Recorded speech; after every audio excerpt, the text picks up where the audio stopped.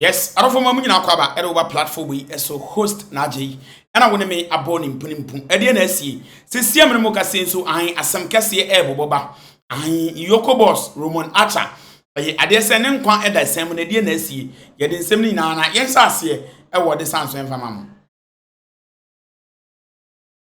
Black Maria boss, convicted armed robber.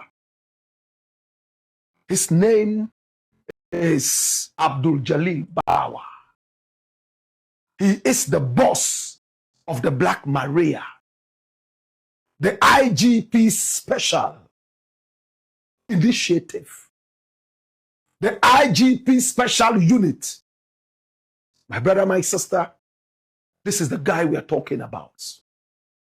Abdul Jalil Ba. He was born and bred in Tamale. He joined the police service at a very young age. By the age of 26, he was already interdicted. Oh my God. Why was he interdicted? As a young policeman, what happened to him? My brother, my sister, little did he know that close to 20 years later, after all these things happened, this matter will come back to bite him again. I think basically this is a past incident that happened about some 19 years ago. That is when I joined the Ghana Police Service within my first year. I think this reminds me some kind of pain, especially as a young man just joined the service within my early ages, within just the first year within my service, and then I was frame up.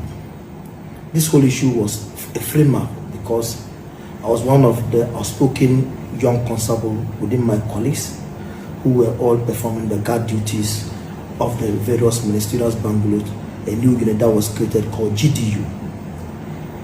And within that period, there were some allowances they used to give us as young police officers. By then, what happened was that when at every week money comes, you have to go and sign, and then you take your money. Sometimes if you miss duty parade, it becomes a guarantee that they will take your money. Some of us were resistant about it.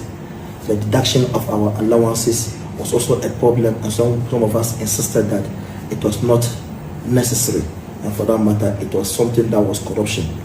And as a young and outspoken person among my peers within the police service, knowing as a typical Dagomba man who had just joined the police service and thinking that I would not allow anybody to cheat me, not knowing that the police service was a different institution altogether, which I didn't know. But eventually, the whole issue had to come that there was a missing weapon, and somebody booked a weapon and followed me, and the person didn't return a weapon on 2 occasions. And it was just something that one could not understand, why I should be held responsible for any worker that was booked and was not returned. Because we have our standard operating procedure, and there's a procedure that is normally used when it comes to the issue was and the maintenance of arms. So somebody is responsible. Before I myself, I will go in for my weapon, I must give my name, my service particulars, the weapon number that I'm going to pick, the number of rounds they will give to me. So as a young police officer, this was what I did, and at any point in time, my weapon was always returned. So if somebody booked a weapon, or whether the person followed me or before the person booked before I booked, if he doesn't return a weapon, I don't think it was something that I should be responsible for. But the whole issue of this thing was just a frame up, because I strongly believe that there was no any missing weapon, because looking at the whole process, my interdiction and subsequently publishing me on Ghanaian Times that I was an armed robber, and eventually taking me to court and could not prove it, and then I have to be acquitted and discharged, taking me through service inquiry, and within the police service I was acquitted and discharged. Then they should lift the embargo on my salary. It becomes a big problem. That's what I said. This was a lot of trauma. Young man joined the service, and this was what we were going to face, just because I was paying a price, because I was outspoken. And majority of my colleagues can testify. Those who were working with me in that unit can say what actually happened. And people who were very closer to me could also say this. So after everything, I realized that no, if they have taken me to court, they could not substantiate the allegation. I was eventually discharged, and then I went through service inquiry. I was acquitted and discharged. Now, a signal or a police wireless message indicating that there should be a lifting on the embargo on my salary, which was ignored. So it was incumbent on me to now make sure that I take legal action. But within that period, I got to realize that I need to just make sure that I rest, because I took some advice from prominent people, some judges who are now Supreme Court judges, and they told me that, look, young man, we have communicated to you and we can see that you are good. Within that period, use the next 4 years to go and acquire a certificate. If you go to classroom, I think you can do better. And when you come back, you can fight your case. So I listened to some of these things once I returned to the classroom. So within 2009, 2010, 11, 12, I had my first degree. After completing the moment I finished the university, I decided to petition for my reinstatement. So when I petitioned, it was ignored. I sent several petitions, like 6 petitions, nobody mind, and then I had no option than to send the matter to court. So I sued the Republic of Ghana, that is through the Attorney General, and the Ghana Police Service, just to make sure that my image was redeemed. I was reinstated, and all my salaries and arrears being paid to me, and to justify the prosecution that they took me to was malicious, and for that matter, even my arrest was unlawful, and for that matter, I needed some compensation from the court. So eventually, I went in for my lawyer from Abdul Chambers, and then we went to court. It took me then 5 to 6 years of legal battle, and there was not even one single day I missed court. So this was a very difficult moment, having just completed from the university, and then also trying to fight a legal battle, and at the same time looking at the frustration of how documents were being concealed, just to make sure that I would not get my way in as far as justice was concerned. In fact, I stood on my grounds, I was with my lawyers, and eventually after the 5 to 6 years legal battle, I was victorious at the end. So the High Court in Tema gave an order that I should be reinstated, that my arrest was unlawful, that totally I was maliciously prosecuted, and then my image was defamed, and for that matter, the court ordered a cost to the Republic. At the same time, they instructed them to pay me all my salaries and arrears with interest.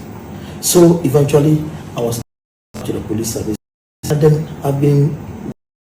I've gone through all the I am today. I thank God. One would say that maybe some Curtis was today a good foundation for me, which today I am where I am. And as we speak, not just because I went through this, I think that it has also built me and gave me some kind of confidence that I can stand for anything at all, in as far as I believe that I am on a just cause. So looking at my career trajectory, it has so rough up to wherever I am. So I'm surprised that 20 years down the line, any group of people or individuals with any interest will go and record this thing, and then even would not even telling the Ghanaian people the truth of what I've gone through. Nobody who see my judgment and go through it will get to know that it was a frame up tap on me, which eventually I was able to sail through, because God has always been at my back. So I think basically that is what happened, and then the issue is at stake now. And then I believe for a number of days that forces have been going on, even though I have tried to, because my integrity matters, even as far as I have worked in this country, and I don't think this should be the reward for me. Everybody in this country and the world can see the IGP special operation that I am leading, and the kind of work that we are in this country. Areas that threaten life, areas that we have to even abandon our children and family for the past 11 years, just to make sure that the society is safe for everybody to live, only for people to come just because of some parochial interest or any interest that is within them or that is known within them, just to come out on the political, just try to tarnish my image. I think it's something that I will not sit for anybody to take me for granted or anybody to touch my image. So that is just the issue at stake. And then, as you want to know, I'm giving it to you. Apart from your salaries being paid in arrears and all that, did you get any other compensation? No. There was no other compensation given to me, because that one was order that they should pay me all my salary with the interest. Even with that one, it was not all that was paid. But I just wanted to allow sleeping dog to lie, because at least some portion was paid, and then I was also reinstated as the court instructed. And then life continued up to where I am today. Today, I thank God I'm a senior police officer who have lived beyond the expectation of people, because at least wherever we have gone, I've touched a lot of lives. Apart from even touching a lot of lives, I've trained a lot of police officers who have passed through my house at the National Police Training School. And then anywhere I go, I can stand my chest straight and my head straight, saying that I've been able to mentor a lot of police officers in the Ghana Police Service. And then we are still doing it until we get to our retirement. This is Abdul Jalil Ba, aka Black Maria, aka Tamale King Kong. Now in Tamale, he was able, alongside his team, come out very strongly to fight against peddling drug use. So many people have applauded. And of course, some other people were not too happy about their modus operandi. And I'm talking about the Black Maria group. But I was speaking to Abdul Jalil Ba. He told me Tamale is a very cold place to go as a policeman. Everybody knows everybody. They know your family. My father, an MPP man, was very much known in the area. My mother was an NDC person. My family is divided. NPP, NDC. I followed my father as an NPP person from the start. So that tag has always been on me. When I even went to Tamale, many were those who said I shouldn't have been there because they knew me as an NPP person. Why should I be brought in when the NDC is in power? When the IGP Yohonu decided to send me to Egypt for further studies and training, many were those who tried to fight him because they said, this guy is an NPP guy. But the big question is, Black Rasta, tell me, are we here for the nation or for political parties? Don't we all belong to one group at a time or even more? Some are Muslims, some are Christians. Should that stop us from working together? Some are Catholics, some are Protestants. Should that stop us from working together? Some are Seventh-day Adventists and some are Jehovah's Witnesses. Should that stop us from working together? I want somebody to come out and tell me that I've done something wrong, contrary to the ethics, in fact, the professional ethics of the police. And that is when I can have a call. It's not about our tax as NDC and NPP. Yes, other forces here, Menemoka say, Unia, and EOCO boss and son name quite the same. Raymond is the boss of EOCO, Economic and Organized Crime Office. And since he came into that office, wonders all over the place. He has been waving that magic wand, and every place this wand, oh my God, things change. Unprecedentedly, he's been able to claw back over 600 million Ghana cedis from criminals and people who intended to steal from the nation. In Ghana today, when his name is mentioned, criminals, can I say it again? In Ghana today, when his name is mentioned, criminals flee. His name is Christ amongst demons. The moment that name is mentioned, demons start to flee. In this case, criminals. EOCO decided to invite Tanku. Come over. We need to have an investigation. We've had petitions against you, and we need to sit down and talk. So EOCO said, a manager from Sesiedem, that's his company's name, represented him. And when he came, they started asking him questions. He didn't know the questions were going to be this deep. And he started talking about how signatures had been forged and blah, blah, blah, blah, and all that. A lot of the questions he couldn't answer. And EOCO said, you know what? Tell your boss to come over. We need to investigate. So when this manager went back, he probably went to report to Tanko that, Charlie, the questions they were at EOCO, they were so deep. They said this, they said this, they said this. And Tanko decided to go to court straight with this same issue, the very first issue. My brother, my sister, of gold